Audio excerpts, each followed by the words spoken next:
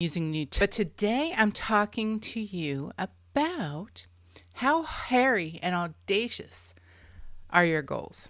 All right. Today I'm about to share how I learned that the bigger, the hairier, the more audacious my goal, the better it worked out, the better it manifested, and how you can make it do the same for you. Okay, so heart this live. Let me know if you are watching live or via the replay. Hashtag live, hashtag replay, and give me a hell yes in the comments if any of this resonates with you.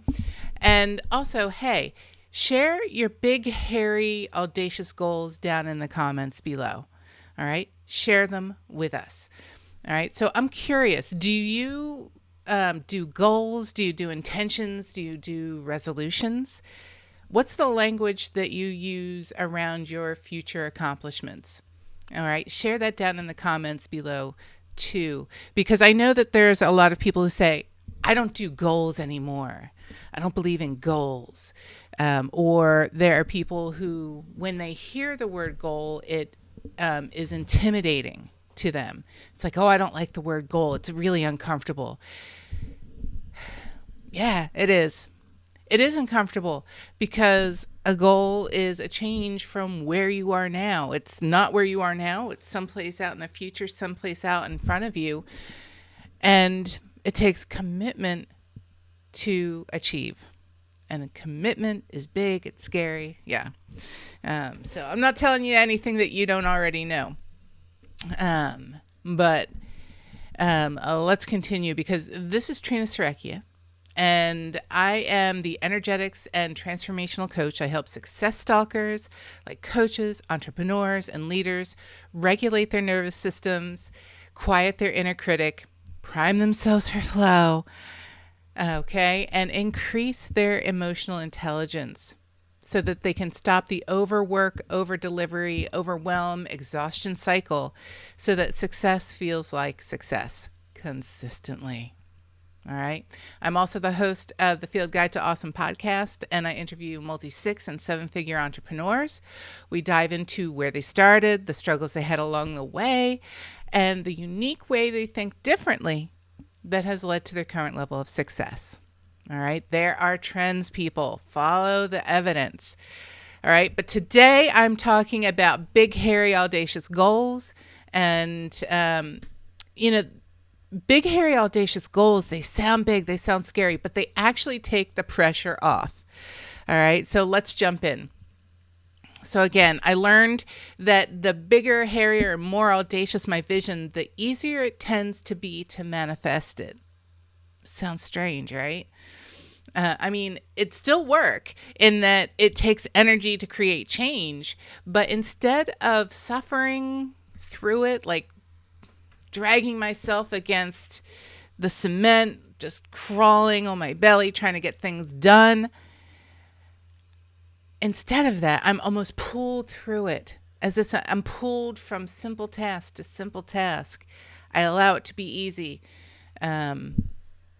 It gets to be fun. It gets to be inspiring. I look up long enough to see the big vision, then back to what I'm called to do in the moment. And one of the reasons that I think that is because what I desire is so big, so big. So when you have these big, hairy, audacious goals, serving 1 million people, helping 1 million people, millions of people, changing the world. That's big, that's hairy. Whatever your goal is, drop your goal down in the comments so I can support you and celebrate you. But those big, hairy, audacious goals, if you were to think about, like, what do I need to do? Oh my God, I got to do so much. Oh, then your stomach drops. And then you think, well, who the hell am I to do that? The world is looking as like, who are you to do that? It's like, I don't know, but I'm doing it. Right? So it's the inspiration starts to flow when you take a look and see what you're going to do and not focus on the how yet. Just focus on the very smallest next step. All right. When I focus more on how I want to feel during the process, and once I achieve that big, hairy, audacious goal, then that inspiration pulls me. All right. It's not focusing on the doing, it's focusing on the feeling, the experiencing. How do I want to feel? And it sounds wishy-washy. It sounds so vague, right? How do you measure that? It's like you measure that by knowing how you feel. All right. If you are nervous, anxious, afraid to take a step, you're not going to move forward.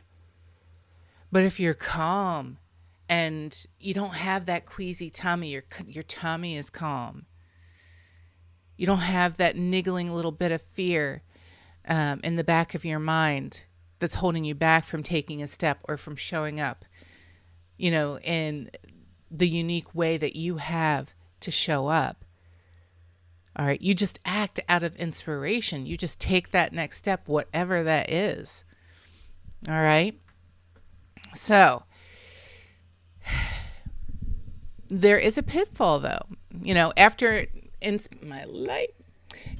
inspiration starts to flow and the actions start taking themselves, it feels like there is a pitfall, and that is overthinking when you get into the weeds of the how. All right. Because this next step and this next step, and you do it and you do it and you do it and you pause for a second, then you start thinking ahead. Well, how am I going to do that? All right. Because it's something big, a little scarier, that next step, whatever it is, when you notice that pause, that like, whoop, that's big, that's scary. Let me think about this. All right. Think about it a little bit. All right. But then go back to the inspiration and change how you physically feel. Really notice how you feel when you hit that like stopping point, because you'll notice that there's something going on in your gut. There's something going on, like your shoulders might be rising up. Let those fall. All right. Breathe. Change your physical state, and then you'll be able to take that next step. All right. So I know I am not alone in being a recovering perfectionist. Let me know down in the comments if you are too. It helps to know that we are recovering perfectionists together, that we're not alone. All right. Done is better than perfect. If you are a recovering perfectionist, you know that done is better than perfect. Logically, you know that, but sometimes it's hard to take that messy first step.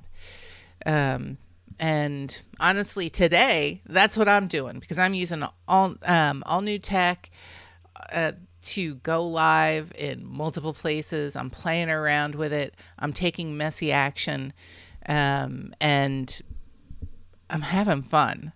So I am testing that out too. But I still do battle like the little quivery gut feeling like, oh my God, people are going to see this and think I'm crazy. But then inevitably I go back and watch, and even I know I'm right on the money. So you're going to have to let me know how you think and feel about this live. All right. But to get back to done is better than perfect, messy progress, trying to be perfect, futzing around with non-money making activities, just no entrepreneur has time for that. All right. So why do you, me, and pretty much every other entrepreneur and leader fall into the perfection trap? All right. There's crap loads of reasons. And so some of them are self-doubt, low self-worth, feeling like you're pulling one over on colleagues and clients, and like an FRAUD. Shh. All right. Don't want anybody to know. All right. And thinking that what you do is easy for you, so it must be easy for everyone else. That's not true. All right. What you do and how you do it is unique to you, and you've built up that experience over years. And it may be easy for you now, but guess what? Things get to be easy sometimes. All right. That you can allow things to be easy. All right. So, and also worrying that everything that you've put into place isn't enough. You've done all of this stuff and it's not enough yet. So you must do more, and you must do more and more and more to make sure that your clients are happy, to make sure that your boss is happy. All right. Over delivery leads to overwhelm. Fire hosing your clients. Don't do that. All right. Don't fire hose your clients just because you're feeling a little insecure about how much you're doing. I encourage you to pause. All right. Pause. Allow your clients, allow your boss, allow your team to tell you what they need. That they need, if they need a little bit more, if they need a little more guidance. Trust them that they are able to achieve what they desire to achieve. All right. Being a leader, being an entrepreneur is not telling people what they need. It is helping them create what they need, helping them find what they need, creating solutions. All right. But the solutions are always client driven. All right. That is, at least for me, that's what coaching is. It's client driven. And so stop over delivering. Stop doing more than what you need to do to serve clients. Don't fire hose them. All right. And stop trusting and start trusting that your clients will get what they need from you with what you're providing them now.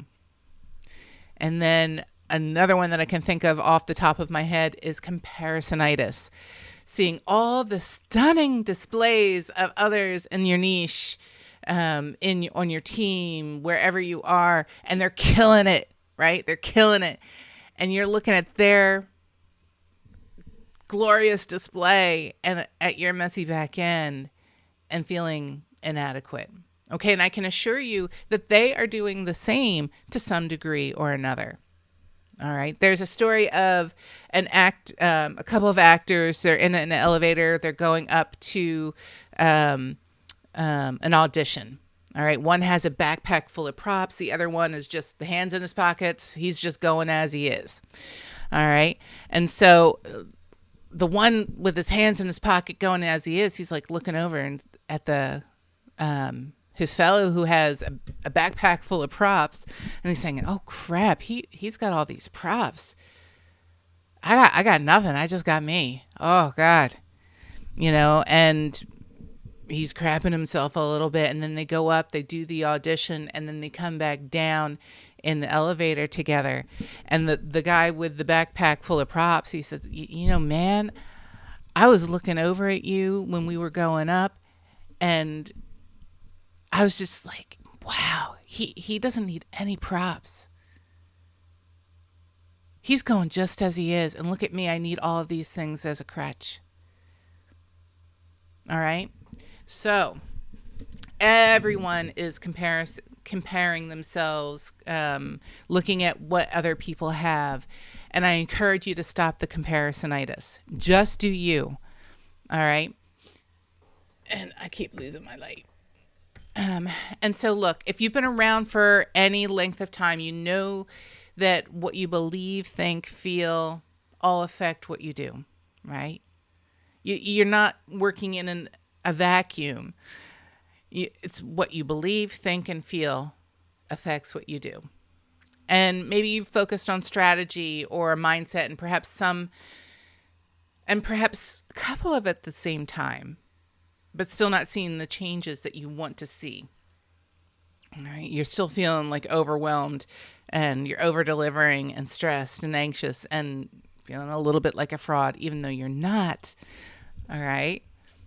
There's something deeper that needs to be addressed. All right. And that deeper, subtler thing, it's deeper than mindset, but it involves it. It's deeper than your physical state, but it involves it. It's deeper than your emotional state, but it involves it. All right. That deeper, subtler thing that will change everything is addressing your nervous system in relation to your thoughts and emotions. All right, regulating your nervous system. Our subconscious beliefs, thoughts, and emotions, they're not separate. All right, they're all enmeshed within each other and our physical state. All right, and that trifecta usually wrapped up together in the word mindset. All right, it can't be changed using only logic. Logicking it out won't work until you pull the physical aspect.